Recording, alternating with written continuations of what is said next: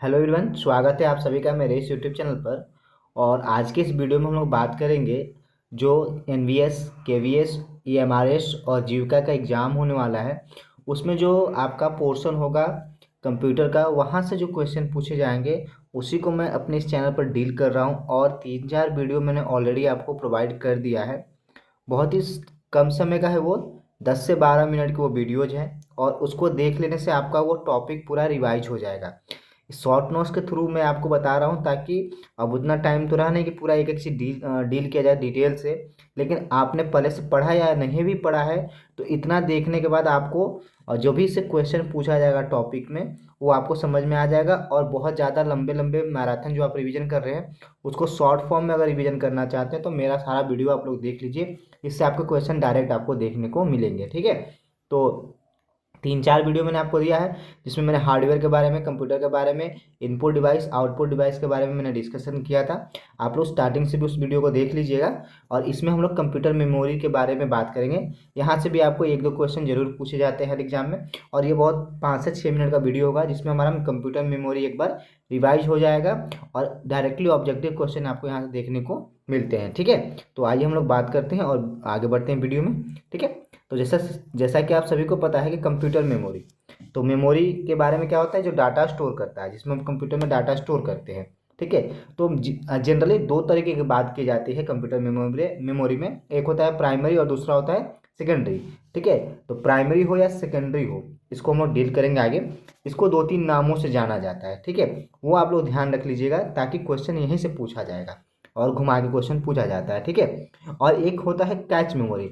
कहीं कहीं पे जो कैच मेमोरी है, सॉरी, जो कैच मेमोरी है इसको भी मेमोरी का टाइप माना जाता है। लेकिन अगर हम इन डेप्थ जाएंगे तो हमें पता चलेगा cache memory is a type of RAM.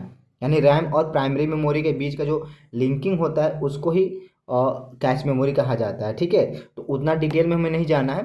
RAM और आपका रैम को बूस्ट करने का ही काम करता है कैच मेमोरी। ठीक है, तो कंप्यूटर और रैम के बीच में जो एक संयोजन का काम करता है उसको हम लोग कैच मेमोरी कहते हैं।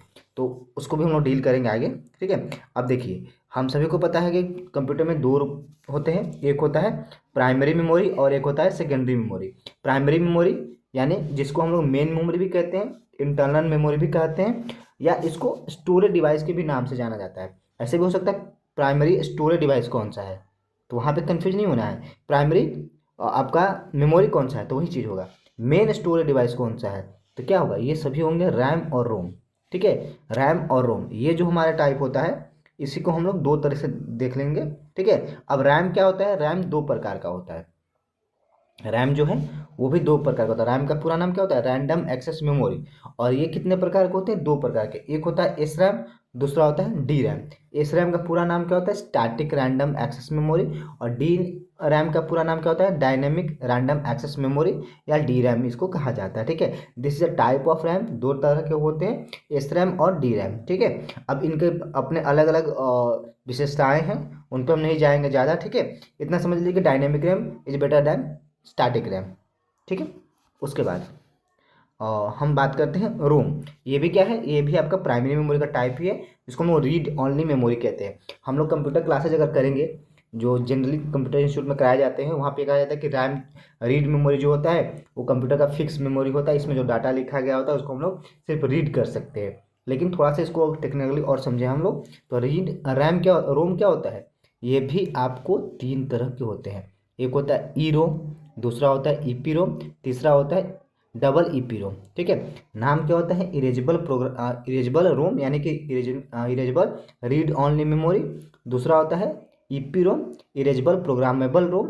और तीसरा होता है आपका डबल ईपी रोम यानी कि इलेक्ट्रिकली इरेजेबल प्रोग्रामेबल रोम। ठीक है, ये सभी टाइप है। इन टाइप से क्या होता है कि देखिए, रीड ऑनली मेमोरी का काम क्या होता है, कंप्यूटर के जितने सारे प्रोग्राम हुए, जो प्रोग्राम लिखे जाते हैं कंप्यूटर के, वो सभी किस में होते हैं, रोम में ही होते हैं। उसको हम लोग सिर्फ रीड कर सकते हैं। ठीक है, और अब रहा बात कि रीड कर सकते नहीं, थोड़ा सा अगर इसमें हम लोग साइंस लगाएंगे, साइंस टेक का यूज करेंगे तो हम इसको एडिट भी कर सकते हैं।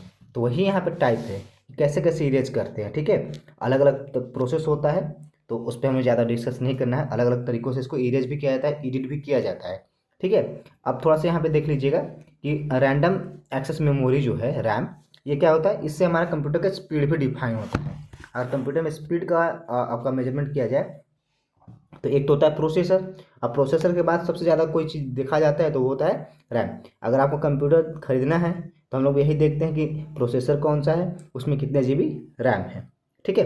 अब दूसरा क्या होता है, यहाँ पे मेन मेमोरी को हम लोग अस्थायी मेमोरी भी कहते हैं। क्यों? क्योंकि इसमें डाटा जो होता है वो हमेशा के लिए स्टोर नहीं होता है, परमानेंट स्टोर नहीं होता, अस्थायी रूप से। यानी जब तक हम कोई कंप्यूटर पर टास्क दिए हैं, काम चल रहा है, तब तक हमारा डाटा इसमें रहता है। जैसे ही कंप्यूटर का टास्क कंप्लीट हो जाता है, कंप्यूटर शट डाउन करते हैं, बंद करते हैं, टास्क को बंद करते हैं, जो भी इसका डाटा होता है वो क्या होता है, इरेज हो जाता है। इसलिए इसको अस्थायी मेमोरी, टेम्पोररी मेमोरी भी कहा जाता है।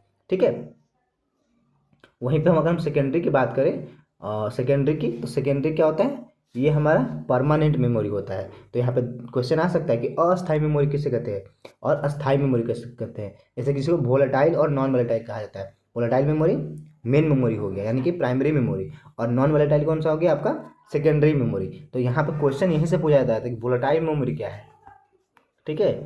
तो ये ध्यान रखिएगा, ये प्राइमरी मेमोरी को कहा जाता है, यानी कि रैम को कहा जाता है। ठीक है, रैम और रोम को। और यहाँ पे सेकेंडरी मेमोरी कौन सा हो गया आपका, देखिए ये नॉन वोलेटाइल है। नॉन वोलेटाइल मतलब इसमें जो डाटा रहेगा वो सेव रहेगा, परमानेंट, अस्थायी मेमोरी है। कंप्यूटर का अस्थायी मेमोरी किस कहते हैं, अस्थायी कहते हैं रैम को, और अस्थायी मेमोरी। तो ये सारे एग्जाम्पल हो गए। यहाँ से भी आपको डायरेक्ट क्वेश्चन पूछने को देखने को मिल सकता है। ठीक है, जैसे हार्ड डिस्क हो गया, फ्लॉपी डिस्क हो गया, पेन ड्राइव्स, SD कार्ड। ठीक है, उसके बाद CD, DVD, मैग्नेटिक टेप, ये सभी क्या है, एग्जाम्पल है आपको सेकेंडरी मेमोरी के। दूसरी तरह से सेकेंडरी मेमोरी को हम लोग क्या कहते हैं, एक्सटर्नल मेमोरी भी कहते हैं। क्यों? क्योंकि ये बाहर से हम लगाते हैं। और प्राइमरी मेमोरी को हम लोग इंटरनल मेमोरी भी कहते हैं, क्योंकि कंप्यूटर के अंदर लगा होता है। ऐसे हार्ड डिस्क भी लगा होता है, लेकिन हार्ड डिस्क हम लगा के चेंज कर सकते हैं, उससे हमारा क्या होगा, कंप्यूटर का सारा डाटा चेंज हो जाएगा। समझ में आ गया ना। रैम भी चेंज किया जा सकता है, लेकिन रैम को क्या होता है कि रैम चेंज करने का मतलब कंप्यूटर का अब उसका फीचर ही चेंज हो जाएगा। हार्ड डिस्क से आपका कंप्यूटर का फीचर चेंज नहीं होगा। समझ में आ गया ना। तो इसमें हम लोग क्या करते हैं, डाटा को स्टोर करते हैं। हार्ड डिस्क हो गया। फ्लॉपी डिस्क क्या होता है, CD जैसा ही होता है लेकिन छोटा होता है। वो स्पेशली कंप्यूटर के लिए डिजाइन किया रहता है, और उसकी स्टोरेज कैपेसिटी बहुत कम होती है। उसका पेन ड्राइव के बारे में आप सभी जानते हैं। SD कार्ड यानी कि जो मेमोरी कार्ड होता है छोटा वाला, जो हम लोग पहले यूज किया करते थे। उसका CD सभी ने देखा होगा, और DVD। मैग्नेटिक टेप बहुत पहले यूज होता था, जब पेन ड्राइव नहीं था, जब और हार्ड डिस्क नहीं था, उस समय फ्लॉपी डिस्क और मैग्नेटिक टेप हुआ करता था, जिसमें डाटा को स्टोर किया जाता था। हार्ड डिस्क बाद में आया। ठीक है।